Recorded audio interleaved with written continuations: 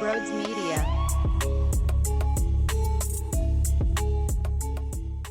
There's a reason why I'm wearing the tank today. There's a reason why I'm showing off my guns. That's because Danny Briere just flexed his ass all over the league. Now, really, he put his nuts in front of everybody's face and wiggled back and forth. But if I did that, I'd get in trouble. So I decided to go the alternative route and show off the biceps. Dude, Danny, are you for real?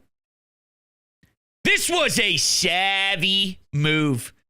You're telling me it costed Paling a fourth next year and one of your 8,000 second-round picks this season to get an opportunity to work with Trevor Zegras? I'm aware that there is a lot of talk about if he can stay as a center or if he inevitably moves over to wing. He's got some work to do. There's no doubt about it. I'm not going to act as if this is a polished product. He needs to stay healthy. He needs to work on winning faceoffs. He needs to be more detailed as a player, all around the ice, 200-foot game. But boy, oh boy, is that skill set rare. Filthy hands.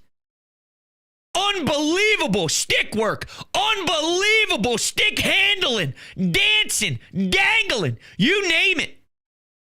The Michigans, the behind the net play. If he can center Matvei Michkov, this is where having a superstar on the wing is going to probably elevate Zegras. We've actually probably, as a fan base, have been looking at it the other way. How can we get a 1C that can help out Matvei Michkov? We now have a young, promising, elite player that can help out a low-risk, high-reward type of swing to rebuild someone who didn't pan out in another city. Forget for 1 second if Zegras becomes a center, becomes the top 6 forward we want. Forget that for a second. Let's just look at it from a Danny Briere viewpoint. Chuck Fletcher would be sitting on his thumbs. Chuck Fletcher would be dead silent right now, confused as hell. How do we pick someone who sucks at 6? How do we pick someone who sucks with 7 picks in the first 2 rounds?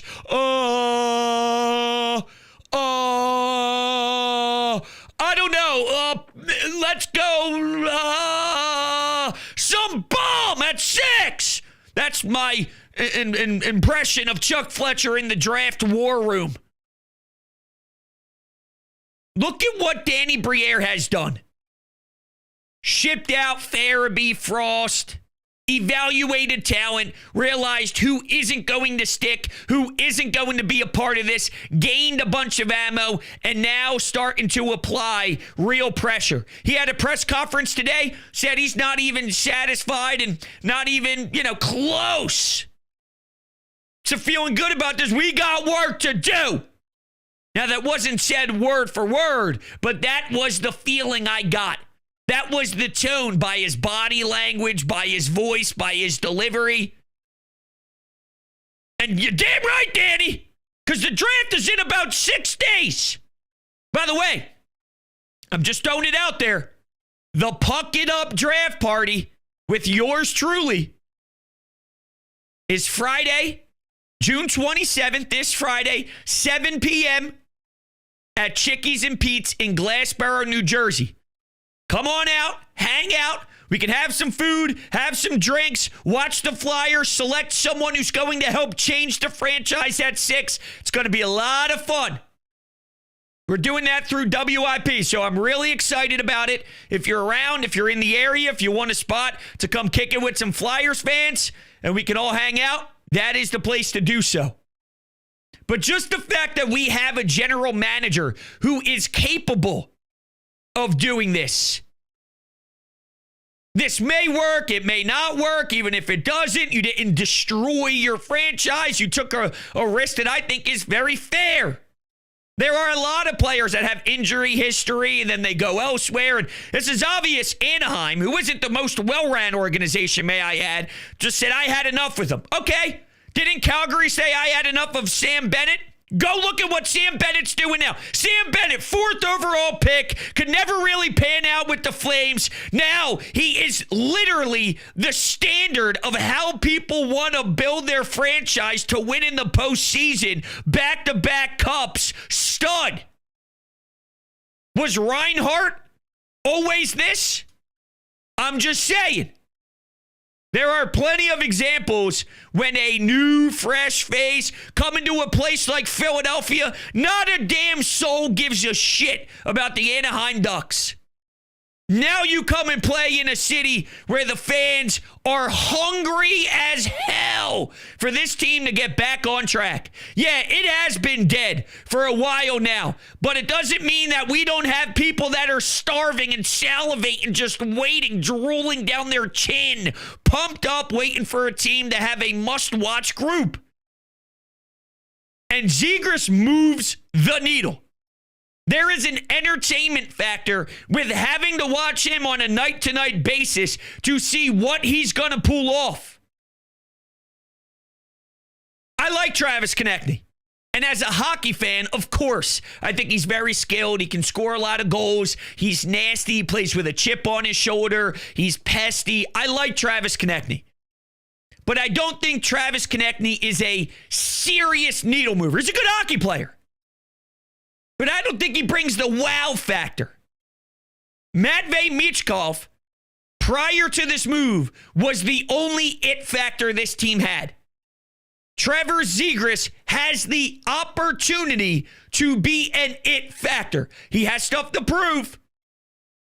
His good seasons sit around 64 points or so, and these years where he did have his better runs, he was scoring about 23. I need more. And hopefully, as a centerman, playing up the middle, with Matvei on his side, he can pop 30 plus. He's only 24 years old. This power play desperately needs talent like this. Even strength desperately needs talent like this.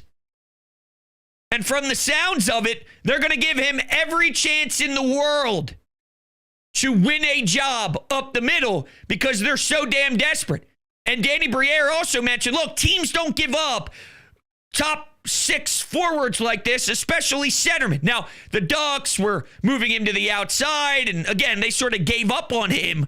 But I'm going to base my decisions off of what Anaheim does. There's a reason why the NHL world is looking at this trade saying, in what universe would the Ducks take this package? Well, the Ducks got about a C- with a lot of grades, and the Flyers are getting A because, again, it's just, in theory, the skill is so rare, the skill set and the ability to dance around people, his filthy dances and dangles are out of this world disgusting. For that package, to give this a whirl, there's more in Zegras. Anybody who has a brain, who knows the sport, can see that there is more in Zegras. Can Rick Tocchet get it out of him? I hope so. But I sure know this, that you weren't even getting the chance to work with him under John Tortorella. And now that I'm watching Keith Jones and Danny work and see the strings that they have pulled, I think the Tortorella, this was in their crosshairs. Going after Zegras, this isn't the first time that we heard the name. It's always been reported that there are interest there and whatnot. Well, you can't make this move with Mr. I hate players who are willing to get fancy. John Tortorella, you can't do that. So I don't think the John Tortorella experience was going to last much longer, knowing that Danny was trying to pounce, to get creative, and to get exciting, and to get this fan base a little pumped up and juiced up. This is great. Universally, too. How many times do we get Flyers fans all on board, cheering in the same direction? So again, from a GM standpoint, I can't be more excited about what Danny can do because I've seen some savviness here. Even some of the little things where he picks up an extra pick here and he gives up a pick there, but he replenishes that pick by doing something off to the side that's little here. You know, I mean,